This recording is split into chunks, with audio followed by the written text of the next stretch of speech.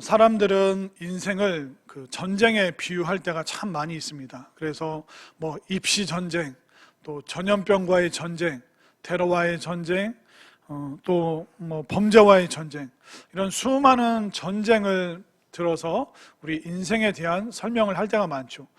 예전에 드라마였는지 예능인지 모르겠는데 그 부부간의 문제도 사랑과 전쟁이라는 이름으로 이렇게 방송국에서 그런 것들을 내보냈던 기억이 있는데, 우리가 삶을 살다 보면 우리의 어떤 행복을 빼앗아가고 또 그 문제로 인해서 우리가 고난에 직면하게 되는 그런 문제들을 우리 사람들은 전쟁이라고 표현을 하고 있습니다. 우리도 이 믿음 생활 하다 보면, 또 신앙생활 하다 보면 여러 가지 상황으로 인해서 전쟁과 같은 그런 급박한 상황에 돌입할 때도 있고, 또 그런 거를 직면할 때도 참 많이 있습니다. 그로 인해서 우리는 행복감이 줄어들고 또 삶을 고단하게 힘들게 살아갈 수밖에 없죠.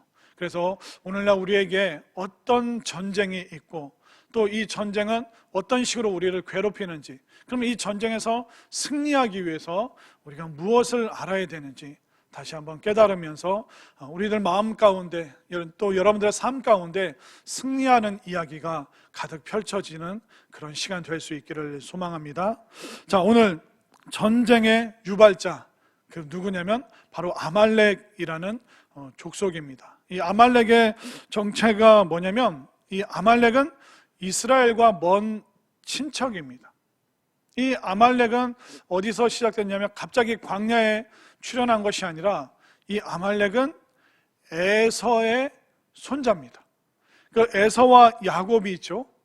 둘이 쌍둥이 형제인데 에서를 통해서 쭉 나오는 민족이 있습니다. 아말렉도 있고 또 에돔도 있고요. 또 이스라엘, 야곱이 야복강에서 이름을 받은 게 이스라엘이죠. 그 12지파를 통해서 또 야곱의 후손들이 생겨나고 에서의 후손들이 있고, 어떻게 보면 이 아말렉은 이스라엘과 먼 친척거리예요. 그런데 그들이 이스라엘을 두고두고 굉장히 오랜 시간 동안 이스라엘과 전쟁을 거치면서 이스라엘을 힘들게 했던, 마치 광야의 하이에나처럼 끊임없이 이스라엘의 약한 부분을 물어뜯었던 족속이 바로 아말렉입니다. 한번 성경에서 한번 찾아보겠습니다. 창세기 36장 12절 한번 화면을 한번 보실까요? 에서의 아들 엘리바스의 첩 딥나는 아말렉을 엘리바스에게 낳았으니, 여기 아말렉이 최초로 등장하죠. 에서의 아들 엘리바스의 아들이 아말렉입니다. 그러니까 이 에서의 손자가 아말렉인데, 그러면 에서의 후손이고 또 그 쌍둥이 형제, 또 야곱의 후손들이 있고, 이스라엘과 어떻게 보면 친하게 지내야 되는데 불구대천의 그런 원수 관계가 되고, 또 에서의 직업이 뭐였습니까? 사냥꾼이었습니다. 추적하고 쫓아가고, 어떻게 보면 그 생명을 빼앗고 약탈하고, 그래서 이 아말렉은 시간이 지나면서 광야에서 약탈하는 민족, 도적대, 산적과 같은 그런 삶을 살았던 사람들이 바로 아말렉이라는 사람들이었습니다. 근데 이 사람들이 이 광야 출애굽기 시대에만 나오는 게 아니라 갑자기 또 어디에 등장하냐면 에스더에서 등장합니다. 자, 에스더 3장 1절을 한번 볼까요? 그 후에 아하수에로 왕이 어떤 사람이요? 아각 사람 함무다다의 아들 하만의 지위를 높이 올렸다라고 말하고 있습니다. 에스더에 보면 중요한 인물 3명이 나오죠. 에스더가 나오고 모르드게가 나옵니다. 모르드게는 삼촌입니다. 그리고 하만이 나오는데 이 하만이 아각 사람이라고 말합니다. 그러니까 아각 자손이라고 하는데, 이 아각이 무슨 뜻이냐면 아말렉의 왕을 아각이라고 표현을 합니다. 애굽의 왕을 뭐라고 표현하죠? 바로라고 얘기를 하죠. 그 이집트의 파라오가 바로 애굽의 바로죠. 그러니까 애굽의 황제를 바로라고 칭하는 것처럼 아말렉의 왕을 아각이라고 말하는데, 이 아각이 갑자기 에스더에 등장하고 있습니다. 결국 그 출애굽기 또 신명기에 기록된 그 아말렉이라는 족속이 이스라엘을 광야 시절에만 물고 뜯은 것이 아니라 에스더 시대 때, 이 어렵고 힘들고 다른 나라의 지배를 받는 이때에도 아말렉 족속은 하만이라는 사람으로 등장해서 이스라엘을 공격하고 어렵게 만들고 있습니다. 그리고 오늘 본문 16절 말씀을 보십시오. 16절 말씀에 보면 이르되 여호와께서 맹세하시기를 여호와가 아말렉과 더불어 대대로 싸우리라 하셨다. 이 아말렉이 대대로 이스라엘을 힘들게 어렵게 피 흘리게 하는 그 전쟁과 같은 그 불안과 고통을 제공한 것이 바로 아말렉입니다. 아말렉은 대대로 이스라엘 백성들을, 믿음의 사람들을 힘들게 공격을 합니다. 그러면 그 과거에 광야에 있었던 그 아말렉, 에스더서에서 갑자기 등장하는 그 하각의 그 후손들, 그러면 오늘날은 어떨까요? 오늘날도 우리 믿음의 사람들을 괴롭히고 힘들게 하는, 우리의 불행을 빼앗아가는 아말렉과 같은 것들이 우리 주변에 굉장히 많습니다. 아말렉과 같은 어려운 것이 뭐냐면 바로 우리의 과거죠. 여러분들 어떻습니까? 여러분들은 과거에 발목 잡혀 살아가십니까? 아니면 미래를 향해서 힘있게 전진하고 계십니까? 우리는 분명히 시간 속에서 과거를 거쳐서 지금 여기까지 왔습니다. 근데 많은 분들이 여전히 과거에 사로잡혀 있고, 과거에 실패했고, 포기했고, 힘들었고, 좌절했던 그것을 어떻게 보면 버려야 될 그것을 계속 품고, 쓸데없는 잡동사니를 품고 살아가시는 분들이 굉장히 많습니다. 이미 돌아가신 분인데도 그분에 대해서 계속 끊임없이 두고두고 얘기를 합니다.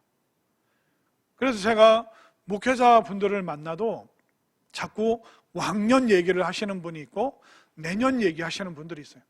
어떤 목회자들은 맨날 옛날 얘기만 합니다.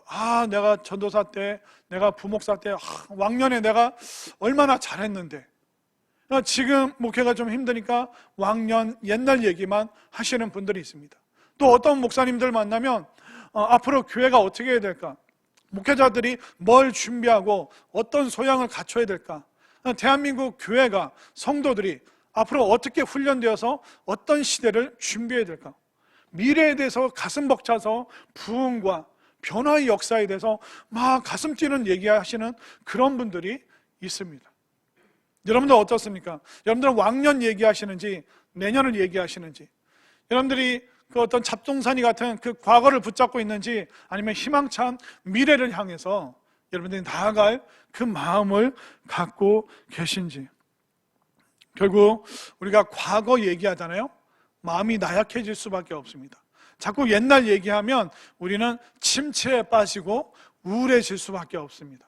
여러분들 과거에 실패하셨습니까? 그럼 그냥 좋은 경험했다고 생각하십시오. 여러분들이 실수했습니까? 뭐 포기한 게 있습니까? 그냥 좋은 거 한번 체험했다, 여러분들이 여기시기를 바랍니다.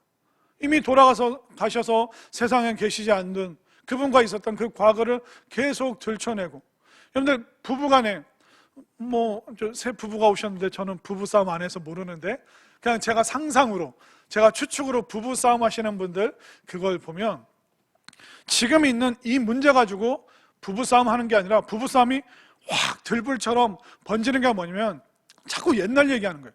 지금 이 문제, 자꾸 치약을 중간에서 차고 양말을 자꾸 까쿠로 벗어내고 그 문제 얘기해야 되는데, 이거 가지고 얘기하는 게 아니라 그때 처음 결혼했을 때 당신이 우리 집안 무시했지, 어머니 말 안 들었지, 그래서 갑자기 옛날 수십 년 전 얘기를 꺼내면서 또 상대편을 막 비난하기 시작합니다. 왜 싸움이 점점 커집니까? 과거, 지나간, 그냥 경험으로, 체험으로, 실수로 그냥 넘어갈 수 있는 그 이야기를 또 후벼파면서 사람의 마음을 괴롭히기 때문에 이 부부싸움이 점점점 불처럼 점점 커지게 되는 것이죠. 여러분들 과거를 묵상하면 그 당시가, 그 시절이 변합니까? 1998년 IMF를 묵상하면 그때 실패하고 좌절했던 거, 그거 또 되새기고 또 되새기면 그 지나간 시간이 변화됩니까? 98년도가 바뀌어버립니까? 안 바뀌잖아요. 우리가 언제까지 왕년 얘기하고 과거 얘기하고 지나간 세월 언제까지 그거 붙잡고 언제까지 그거 만지작거리고 있겠습니까? 그 과거를 붙잡고 있으면 내가 붙잡고 있는 것 같지만 결국은 과거에 내가 발목 잡히고 있는 것입니다. 그렇기 때문에 여러분들, 이 아말렉과 같은 그 과거에 사로잡혀서 침체와 또 여러분들이 좌절에 빠지지 마시고 얼른 이것을, 이 과거로부터 여러분들이 벗어날 수 있게 되기를 소망합니다. 자, 그러면 또 아말렉처럼 우리를 공격하고 힘들게 하고 우리를 불행에 구렁텅이로 빠지는 게 하는 게 뭐냐면 관계입니다. 관계, 인간관계, 특별히 가족입니다. 여러분들, 사실 우리가 누구와 원수가 되는지 아세요? 가족과, 형제, 자매와, 일과 친척과 돌이킬 수 없는 그 원수 관계가 직장 동료, 옛날 군대 선임, 학교에서 예전에 중학교, 고등학교 때 거쳐왔던 친구들, 학교 선생님이 아니라 누구랑 원수가 되냐면 가족과, 가문 사람과 원수되는 경우가 얼마나 많습니까? 이 가족이라는 단어는 참 딜레마예요. 이중적이에요. 가족이라는 단어는 우리가 가정을 떠올렸을 때 따스하고 보호받고 안전하고 격려하고 오손도손, 이상적으로는 그렇게 생각을 하죠. 그러나 우리 현실은 어떻습니까? 여러분들이 마음에 피멍 든 이유가 뭡니까? 가족 때문에 그런 거예요.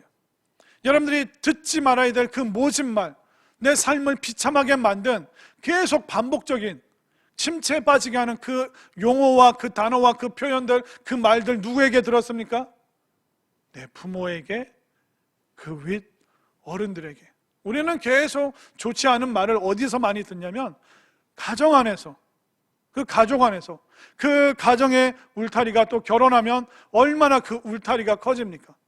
그런데 이 거대한 가문의 울타리가 나를 보호하는 것이 아니라 나를 괴롭히고 억압하고 속박하고 힘들게 하고, 이런 일들이 우리 가정 안에서 가족관계로 얽혀 있으면서 골병든 사람들이 너무나도 오늘날 많습니다. 구약 성경을 생각해 보십시오. 형제 사이에 죽고 죽이는 일들이 생겨납니다. 가인과 아벨, 남이 아니에요. 직장 동료가 아니에요. 가인과 아벨은 형과 동생입니다. 형이 동생을 죽이는 일이 가정 안에서 일어났잖아요. 에서와 야곱은 어떻습니까? 더 밀접한 쌍둥이에요. 스타일과 기질과 외모는 달랐지만 한날 한시에 태어난 쌍둥이 형제예요. 그 형제가 어떻게 됐습니까? 결국 형의 것을 그 얌전한 동생이 빼앗습니다. 형은 그 귀한 하나님께서 주신 그 축복권을 대수롭지 않게 여기면서 그냥 팥죽 한 그릇에 팔아버립니다. 속고 속이고 빼앗고 추적하고 죽이려고 하고, 그 일이 쌍둥이 형제 안에서 그 문제가 발생했습니다. 또 성경에 보면 장인과 사위가 죽이는 그 관계 속에 있었습니다. 사울 왕과 다윗을 생각해 보십시오. 사울의 딸이 다윗과 결혼을 했습니다. 그러면 이 사울 왕이 다윗의 장인이잖아요. 10년 넘는 세월 동안 이 장인이 사위를 죽이기 위해서 단창을 던지고 군대를 동원해서 사위를 죽이려고 하고, 이 끔찍한 일이 큰 가족관계 안에서 일어났습니다. 또 신약 성경으로 가보십시오. 집 나갔다 돌아온 탕자를 생각해 보십시오. 그 이야기의 주인공이 3명이죠. 아버지가 있고, 집 나간 탕자가 있고, 그 탕자의 형이 있습니다.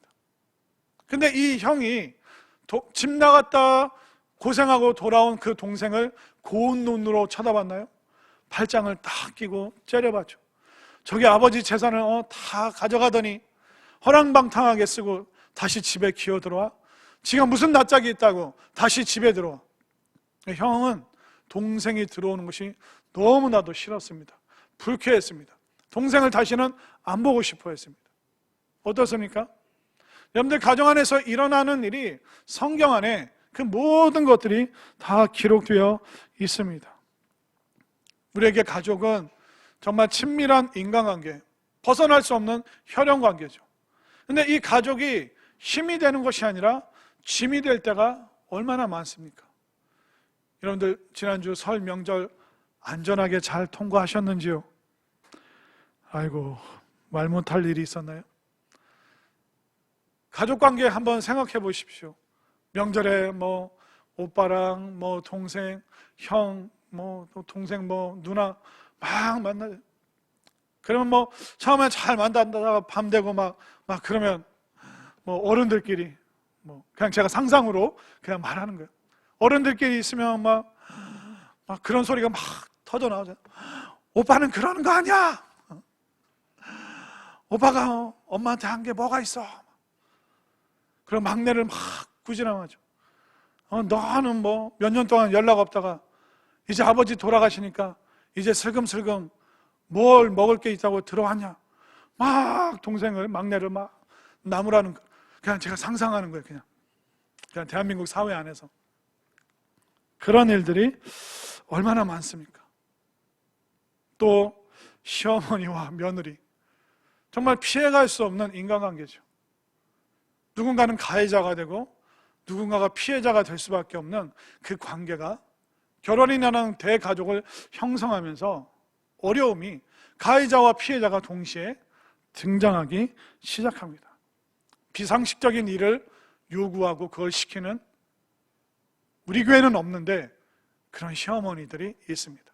또 이기적이고 자기만 생각하고 내 새끼만 챙기는 그런 이기적인 며느리가 있어요. 며느리가 3명, 4명 있으면 어떻습니까? 착한 며느리 있는 반면에 이기적인 며느리도 있죠. 우리 성산의 식구는 다 착한 며느리인 줄 믿습니다. 신혼부부가 얘기했나? 누구지? 아직 잘 몰라서. 이기적인 동서들, 또 무례한 시아주버님, 얼마나 우리가 말 못할 일들이 있습니까? 우리가 사랑해서 결혼했잖아요. 그래서 그 가족, 그쪽의 가족과 함께 우리가 대가족을 이뤘잖아요. 근데 그 피멍들게 하는, 정말 가고 싶지 않게 하는 일이 어디서 일어납니까? 가족 관계 안에서 모든 게 일어납니다. 또 착한 사이, 착한 며느리, 착한 아들, 착한 딸은 평생 피해자가 되는 거예요. 가족들이 그런 생각하죠. 쟤한테는 이런 거 시켜도 돼. 쟤는 함부로 다뤄도 돼. 내가 말하는 거, 내가 요구하는 거 거절 못해. 그런 생각 가지고 얼마나 그 사람에게 힘들게 합니까? 우리가 처음부터 얕보이기 시작하면 그 모든 고통이 나한테 넘겨지는 거죠. 그러니까 집안의 대소사 모든 일에 다 시달리게 되는 그런 아들, 그런 딸, 그런 며느리, 그런 사위, 정말 그 눈에서 피눈물 나고, 가족이라고 하는데 그 가족 안에서 그 멍드는 이유가 그 인간관계 안에 다 있는 거죠. 부당한 대우를 당해도 억지로 참는 착한 아들, 착한 며느리, 그런 사람들 있습니다. 근데 제가 한 말씀 드릴게요. 제가 결론적으로 말씀드립니다. 착하게 살면 불행해진다. 에? 아니, 목사님이 그럼 착하게 살지 말라는 겁니까? 한번 들어보십시오. 너무 일찍 결론 내리지 마시고. 착하게 살면 왜 불행해지는지 아세요? 우리의 착함은 억누르고 견디고 참는 것은 한계가 있습니다. 참다 어떻게 됩니까? 확 폭발하죠. 벼르다가 결국은 폭발하는 거예요. 부당한 대우 참다가 결국 폭발하게 되면 어떻게 됩니까? 애미야, 나는 네가 이런 사람인지 몰랐다. 그렇게 힘들었으면 나에게 말을 하지. 내가 뭐 말이 안 통하는 사람이니? 그 시간 이후부터 이 며느리는, 이 딸은, 이 아들은 못된 사람이 돼버리는 거예요. 감히 나를 말도 안 통하는 사람으로 여겼단 말이야? 나를 그렇게 오해했어? 내가 평소에 그렇게 잘해줬는데? 우리는 못해준 거 생각 안 하고 잘해준 거 몇 개만, 한두 개만 크게 기억을 합니다. 그게 바로 가해자와 피해자의 입장의 차이라는 것입니다. 결국 착하게 살잖아요. 참고 억누르는 거예요. 우리 중에 착한 사람 없습니다. 의인은 없나니 하나도 없고, 그냥 잘 가면을 쓰고 그 순간을 잘 대처하고 모면할 뿐이지 우리는 착한 사람 없어요. 그러니까 착하게 살려고 노력하지만 결국은 폭발해요. 그럼 또 그게 새로운 불행의 시작이라는 겁니다. 착하게 살면 불행해지기 때문에 어떻게 살아야 될까요? 여러분들, 말하면서 사십시오. 짜면 짜다, 더우면 덥다, 추우면 춥다. 여러분들 말하면서 사시길 바랍니다. 또 여러분들 사람을 이해하면서 사십시오. 덮어놓고 착하게 사시면 안 돼요. 사람을 이해하셔야 됩니다. 여기 계신 어르신들께 물어보겠습니다. 사람은 변합니까? 안 변합니까? 사람은 바뀝니까? 안 바뀝니까? 안 바뀌어요. 그런데 신랑 바꾸려고 했는데 바뀌어지던가요? 애들 뜯어 고치려고 했는데 말 많이 한다고 애들이 뜯어 고쳐지던가요? 결국 우리가 오랜 시간 살아오면서 경험한 게 뭐냐면 사람은 안 변한다는 거예요. 사람은 바뀌지 않는다는 거예요. 그 스타일이, 그 사고방식이. 제가 뇌과학에 대한 책을 읽었더니 사람이 안 바뀌는 이유를 뇌과학으로 설명을 했더라고요. 사람의 뇌는 신경다발이 엄청나게 많은데 어릴 때 예를 들어 400개의 신경다발이 있다면 20대가 지나면서 200개가 남는데 200개가 더 굵어진대요.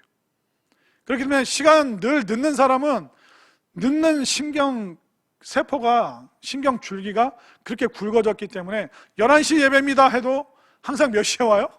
11시 5분에 오는 거예요.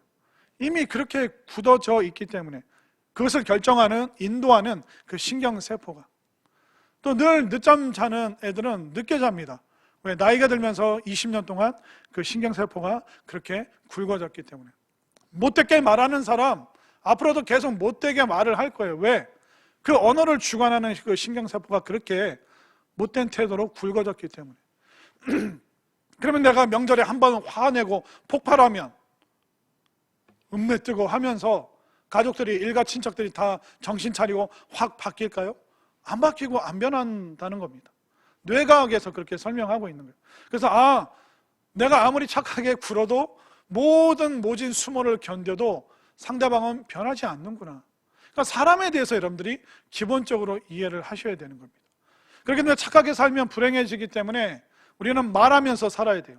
착하게 살면 점점점 그 모든 어려움이 나에게 넘어오기 때문에 우리는 말하면서 살면서 사람에 대해서 이해하면서 살아야 됩니다. 그리고 또한 우리는 믿음으로 살아야 될 줄로 믿습니다.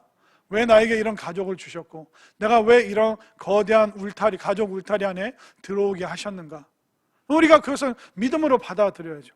억지로 여러분들이 착한 척 해보지만 어느 순간 우리 뚜껑이 확 열리는 날, 그때 불행의 문이 또한 동시에 열리는 것입니다. 착하게 살려고 하지 마시고 여러분들이 말하면서 살고 또 여러분들이 사람에 대해서 이해하시면서 사시고 또 여러분들이 믿음으로 살아가시길 바랍니다. 결국 인간관계가 우리에게 아말렉처럼 정말 계속 두고두고 대대로 괴롭히는 그 원인의 그 빌미가 그 아말렉과 같은 그 관계에 있기 때문에 여러분들이 이 말씀 안에서 정말 좋은 믿음으로 또 말하면서 사람에 대해서, 인간에 대해서 이해를 하면서 여러분들이 이 아말렉의 문제를 극복해 가시기를 바랍니다. 또 아말렉과 같은 게 뭘까요? 우리의 발목을 잡는 환경이 있죠. 이 코로나 어떻습니까? 아무도 벗어날 수 없습니다. 코로나가 힘들어서 해외로 나가면 해외는 거기는 더 심각하고 더 문제가 많습니다. 벗어날 수 없는 환경이 있습니다. 이스라엘 백성들도 어떻습니까? 모세와 함께 광야에 들어왔습니다. 광야에는 물도 없고 먹을 것도 없고 정말 우리의 마음을 상쾌하게 해줄 것이 없는 그런 환경에 돌입할 수밖에 없어요. 그러면 그 환경 속에서, 아말렉과 같은 그 환경 속에서 자포자기해야 될까요? 그렇지 않습니다. 수많은 어려운 환경과 여건이 있지만 이 환경 때문에 죽은 사람은 아무도 없어요. 불신앙과 또 잘못된 마음, 잘못된 언어들, 그거 잘못된 마음 먹은 걸로 사람들이 죽지 환경으로 우리가 어려움에 빠지지는 않습니다. 아말렉이 무서운 것이 아니라 아말렉을 두려워하는 그 두려운 마음이 우리를 못 살게, 포기하게, 주저앉게 만드는 것이죠. 그렇기 때문에 이 코로나의 어려운 환경, 또 때로는 함께 이 가족을 이루어 살아가는 그 삶의 환경, 그런 것들이 어려울 수 있습니다. 직장과 학교에서 어려운 환경이 있을 수 있습니다. 그러나 여러분들 거기에 주저앉지 마시고 여러분들이 용기와 또 다시 한번 그 두려움을 이길 수 있는 믿음의 마음으로 아말렉과 같은 여건들을 여러분들 승리하면서 나갈 수 있게 되기를 소망합니다. 자, 그러면 아말렉이 어떤 전술로, 어떤 전략으로 사람들을, 이스라엘 백성들을 공격을 할까요? 자, 8절 말씀을 보겠습니다. 오늘 본문 8절 말씀에 보면, 그때 아말렉이 와서 이스라엘과 르비딤에서 싸우니라. 그때가 언제냐면 8절 위에 17장, 출애굽기 17장 3절과 4절을 한번 보십시오. 그때가 어떤 때인지. 3절, 거기서 백성이 목이 말라 물을 찾으며 그들이 모세에 대하여 원망하여 이르되 당신이 어찌하여 우리를 애굽에서 인도해 내어서 우리와 우리 자녀와 우리 가축이 목말라 죽게 하느냐. 모세가 여호와께 부르짖어 이르되 내가 이 백성에게 어떻게 하리이까. 그들이 조금 있으면 내게 돌을 던지겠나이다. 그때가 언제냐면 모세와 이스라엘 백성들이 분열이 일어났을 때, 갈등이 있을 때, 마음이 서로 힘들 때, 그 막 아웅다웅하는 걸 보고 아말렉이 이스라엘을 확 쳐들어오는 거예요. 갑자기 공격을 하는 겁니다. 어려운 일은요, 항상 쌍으로 일어납니다. 설상, 가상, 엎친 데 덮친 격으로 어려운 문제는 같이 오는 거예요. 지금 내부적으로 단합이 안 되고 불평, 불만이 일어나는데 외부적으로 아말렉이 쳐들어옵니다. 우리 인생의 어려움도 똑같습니다. 경제적인 문제가 있는데 애가 아파요. 또 부모님이 힘드신데, 또 회사에서도 지금 회사가 휘청휘청거리고 있습니다. 어떻게 해야 될 이걸 신경 쓰면 이게 근심이고, 또 여기에 집중하다 보면 또 여기서 뻥 마음이 뚫려서 힘든 일이 또 생겨나고, 끊임없이 내후외환이 일어나게 되죠. 아말렉과 같은 그 사람들, 아말렉과 같은 그 환경은 우리의 마음이 약해졌을 때, 그때 끊임없이 우리를 공격하고 있습니다. 여러분들이 영적으로, 그럼 마음적으로, 육신적으로 무엇이 약해졌습니까? 어떤 부분에서 지금 갈등이 일어나고 있습니까? 여러분들 문제의 근원을 다시 한번 살피면서, 이게 내가 공격 빌미를 주겠구나, 내가 마음을, 내 영혼을 든든히 붙잡아야겠다, 여러분들이 새롭게 결단하시기를 바랍니다. 그뿐만 아니라 이 아말렉은 굉장히 집요하고 반복적으로 공격하는데요. 자, 신명기 말씀에도 아말렉이 기록되어 있습니다. 신명기 25장 17절과 18절을 한번 보십시오. 17절, 너희는 애굽에서 나오는 길에 아말렉이 내게 행한 일을 기억하라. 곧 그들이 너를 길에서 만나 내가 피곤할 때 내 뒤에 떨어진 약한 자들을 쳤고 하나님을 두려워하지 아니하였다. 아말렉이 이스라엘의 그 갈등 관계 속에서 공격했습니다.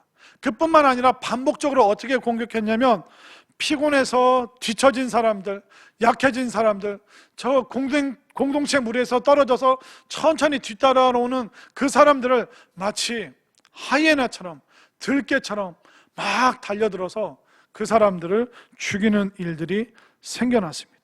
결국 공동체 안에서 뒤처지면 어떻게 됩니까? 사단의, 아말렉의 먹잇감이 되는 거예요. 지금 우리들 중에 성산의 공동체 가운데 지금 마음이 뒤처진 사람, 신앙이 뒤처진 사람, 예배와 기도의 자리에서 뒤처진 사람 없습니까?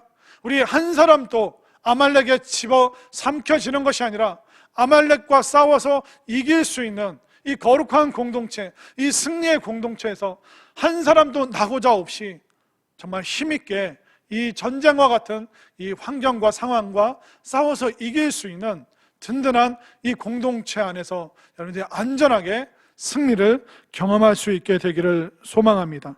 그렇기 때문에 우리는 자꾸 졸거나 게을러지거나 나태해지거나, 그렇게 되면 우리가 뒤처질 수밖에 없습니다. 한 사람도 뒤처진 일 없이 승리의 자리를 향해서 나아가시기를 바랍니다. 자, 그러면 이렇게 본문 속에서 어떻게 이길 수 있는가? 오늘 말씀 속에서 알려주시는 비결은 뭐냐면, 절대로 혼자 승리하는 사람은 없습니다. 이 전쟁의 상황 속에서 모세가 기도하러 올라가는데 모세 혼자 가지 않습니다. 모세를 붙잡아주고 격려해주고 또 견뎌주는 사람들이 그 곁에 같이 있었습니다. 자, 10절 말씀을 한번 볼까요? 여호수아가 모세의 말대로 행하여 아말렉과 싸우고 모세만 산 꼭대기에 올라갔나요? 모세와 아론과 훌이 함께 산 꼭대기에 올라갔다라고 말하고 있습니다. 우리가 이 믿음의 여정을 나아갈 때 어려움은 나 혼자 겪죠. 어려움은 내가 겪는 거잖아요. 근데 이 어려움을 이겨낼 수 있도록 누가 있어야 됩니까? 기도해주고 붙잡아주고 격려해주는 사람이 꼭 필요합니다. 그 사람이 누굴까요? 우리 공동체 안에 다 있습니다. 우리 구역 식구가 아론과 훌이 되고 우리 기관의 또래 친구들이 아론과 훌이 되어주는 것이고 권사님들이, 장로님들이, 우리 교육자분들이 정말 여러분들 한 사람 한 사람에게 아론과 훌이 되어서 여러분들을 붙잡아 주겠습니다. 어려운 일 있습니까? 교회로 전화하십시오. 교회로 찾아오십시오. 함께 기도해주고 격려해 주겠습니다. 문제가 있습니까? 여러분들이 산 꼭대기로 올라가야 되면 함께 가겠습니다. 여러분들 조금 더 주저하지 마시고 어려워하지 마시고 불편해하지 마시고 여러분들 기도해 달라고 기도의 요청을 해 주실 때 여러분들 손 붙잡아 주시고 격려하고 또 함께 이길 수 있도록 도와드리겠습니다. 절대로 홀로 고통받지 마시고 그 어려움을 나누고 또 기도의 용사들과 함께 꼭 기도로 승리할 수 있게 되기를 소망합니다. 자, 그리고 또 이 문제 해결의 방식이 뭐냐면 문제는 산 아래에서 일어나요. 근데 문제 해결은 어디서 보는지 아세요? 산 꼭대기. 아니 전쟁은 산 밑에서 일어나는데 이 전쟁의 해결이 산 꼭대기에서 이루어지고 있습니다. 해결을 위에서 보는 거죠. 밑에서 보는 게 아니라. 자, 9절과 10절을 보세요. 모세가 여호수아에게 이르되 우리를 위하여 사람들을 택하여 나가서 아말렉과 싸우라. 한 명이라도 더 전쟁에 많이 싸우러 나가면 좋죠. 근데 모세가 뭐라고 말합니까? 내일 내가 하나님의 지팡이를 손에 잡고 어디에 서리라? 산 꼭대기에 서리라. 지팡이를 칼로 바꿔서 나도 싸우러 갈게, 그게 아니라 산 꼭대기에 서리라 말합니다. 10절 여호수아가 모세의 말대로 행하여 아말렉과 싸우고 모세와 아론과 훌은 산 꼭대기에 올라가서 산 꼭대기에 올라가서 뭐합니까? 기도하는 거예요. 기도. 문제는 산 아래에서 이루어지고 있는데 해결은 어디서 보고 있습니까? 산 꼭대기에서 기도하는. 모세가 손을 들면 이기게 되죠. 모세가 손을 내리면 지게 됩니다. 11절을 보십시오. 모세가 손을 들면 이스라엘이 이기고 손을 내리면 아말렉이 이기더니. 손을 들면서 동시에 모세의 고개도 하늘을 향합니다. 손을 든다는 것은 하나님께 기도한다는 것입니다. 기도할 때 승리하고 기도할 때 산 아래에서 패배하는 일들이 자꾸 생깁니다. 그러니까 어떻게 합니까? 12절 모세의 발이 피곤함에 그들이 돌을 가져다가 모세 아래에 놓아 그가 그 위에 앉게하고 아론과 훌이 한 사람은 이쪽에서 한 사람은 저쪽에서 모세의 손을 붙들어 올렸더니 그 손이 해가 지도록 내려오지 아니한지라. 여러분들 결국 우리 삶 속에서 수많은 문제가 일어나잖아요. 문제는 다양해요. 근데 이 다양한 문제를 해결하는 방법은 몇 가지예요? 한 가지라는 거예요. 어려움은 너무 많은데 이걸 해결할 수 있는 방법은 한 가지예요. 산 아래에서 문제가 일어나는데 어디에서 해결을 봐요? 산 꼭대기 정상 그 한 장소에서 이 문제 해결이 시작되는 겁니다. 한 장소, 하나의 방법, 그걸로 모든 문제를 해결할 수 있다는 것을 여러분들 믿으시기를 바랍니다. 모세가 산꼭대기, 거기가 어떤 자리입니까? 하나님을 향한 예배의 자리요, 주님을 향한 기도에 부르짖는 그 기도의 처소가 되는 것입니다. 결국 예배의 자리, 기도의 자리, 거룩한 공동체와 함께 이 위기 속에서 용기와 활기를 줄 수 있는 아론과 훌과 함께 그 산의 정상에서 산 아래의 문제를 지금 해결함 받고 있는 것입니다. 이렇게 산 꼭대기에서 그들이 기도했을 때 어떻게 해결받았습니까? 13절 여호수아가 칼날로 아말렉과 그 백성을 쳐서 무찌르니라. 아멘인가요? 결국 오늘 이 말씀을 통해서 우리가 알 수 있는 게 뭡니까? 한 장소로, 그들은 기도하는 장소로 올라갔습니다. 예배 자리로 올라갔습니다. 사실 문제가 있으면 그 문제 당사자와 우리가 싸운다고 해결되는 게 아닙니다. 과거에 나를 힘들게 했던 그 사람 만날 수도 없고 돌아가셨어요. 그 뭐 멱살을 붙잡겠습니까? 철딱선이 없는 형제, 그 뭐 붙잡고 얘기한다고 됩니까? 결국 우리가 수많은 문제가 있지만 진짜 해결은 어디서 봐야 됩니까? 바로 산 꼭대기, 기도의 자리, 예배의 자리, 함께 용기와 활기를 줄 수 있는 그들과 함께 우리가 위기를 헤쳐나갈 수 있습니다. 그리고 모세가 언제까지 기도했는지 한번 보십시오. 12절 맨 끝에 손을 붙들어 올렸더니 그 손이 해가 지도록 내려오지 아니한지라. 전쟁이 시작되었습니다. 아마 아침부터 그들이 쾅 전쟁을 했겠죠. 그럼 아침부터 해가 지도록, 아침부터 저녁까지 전쟁이 있었다는 것은 뭐냐면 모세가 아침부터 저녁까지 그가 온종일 기도했다는 겁니다. 목사님, 기도해봐도 해결이 안 나요. 기도해봐도 응답이 없어요. 그런 분들 많으시죠. 정 안 되겠으면 기도의 양을 극단적으로 한번 늘려보세요. 에라 모르겠다, 그냥 산꼭대기 가는 심정으로 내가 그냥 기도의 양으로 내가 승부를 보겠다, 이런 결단이 여러분들에게 있게 되기를 바랍니다. 그러면 아말렉과 같은 전쟁에서 승리할 수 있습니다. 제가 얼마 전에 어떤 성도님과 대화하는데 그 성도님이 작은 1인용인가 2인용 텐트를 사서 그 텐트를 방 안에 넣고 지낸대요. 그래서 제가 안쓰러워가지고 집에 딱 하더라고요.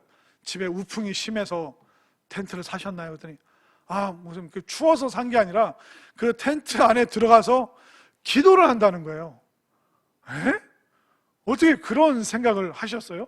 그랬더니 거실에 나오면 TV도 보이고 핸드폰도 보이고 뭐 치워야 될 것도 보이고 설거지거리도 보이고, 또 거실에 앉아 있으면 애들이 왔다 갔다 하면 막 간섭해야 되고 막 잔소리해야 되고, 자꾸 뭐가 눈에 띄면 기도나 말씀 볼 시간이 확보가 안 돼서 내 시야로부터 그 모든 걸 차단하기 위해서 어떻게 할까 하다가 방 안에 안방에 작은 텐트를 만들고 거기에 들어가서 성경도 보고 기도도 하고, 기도의 장소와 시간을 그렇게 확보했습니다. 그랬더니 더 하나님께 가까이 기도로 나아갈 수 있었습니다. 그 얘기를 하시는데 제가 옳거니 제가 깨달은 게 뭐냐면, 그분이 그 집에서 안방에서 그 작은 텐트 안에 들어가서 기도한다는데 갑자기 뭔 생각이 들었냐면 저거 구약시대 때 광야의 성막이네. 저 성도님은 지금 본인이 뜻하지 않게 성막을 만들어서 그 지성소 안에 들어가서 저분은 지금 기도하고 있네. 왜냐하면 성막을 뭐라고 하냐면 더 텐트라고 얘기합니다. 더 텐트 오브 미팅, 텐트 오브 미팅, 만남의 텐트, 그걸 회막, 모일 회자, 또 장막 막자를 씁니다.